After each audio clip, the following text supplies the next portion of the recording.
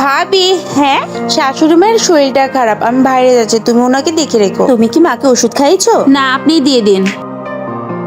হ্যাঁ মা। মা, বাড়ির মানুষরা আমাকে বাড়ি থেকে বের করে দিয়েছে, আমি কি তোর বাড়িতে আসতে পারবো? মা, এটা কি ধরনের কথা বলছো? এই ঘর তো তোমারই, তুমি তাড়াতাড়ি আসো। দেখেছো ভাবি, ও ভাবি তোর মাকে নিয়ে আসছে, এই বাড়িটা একদম আশ্রয়খানা বানিয়ে দিয়েছে। বড় ভাবি আসছে।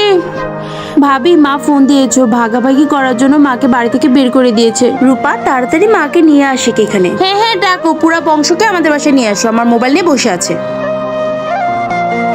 হ্যাঁ মা, আমি একটু পরে আসতেছি। আসতেছি মানে? তোর যা তোকে বলেনি, আমাকে বাড়ি থেকে বের করে দিয়েছে তোর ভাই। হ্যালো? হ্যাঁ মা, বুড়ো বয়সে কেউ পাশে থাকে না, তুমি তাড়াতাড়ি আসো।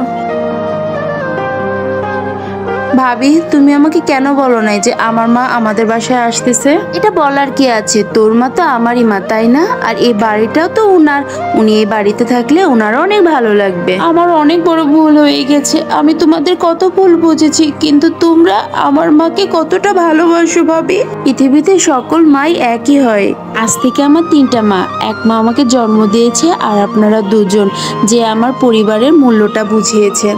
ভিডিওটি ভালো লাগলে লাইক এবং সাবস্ক্রাইব করে যাবেন।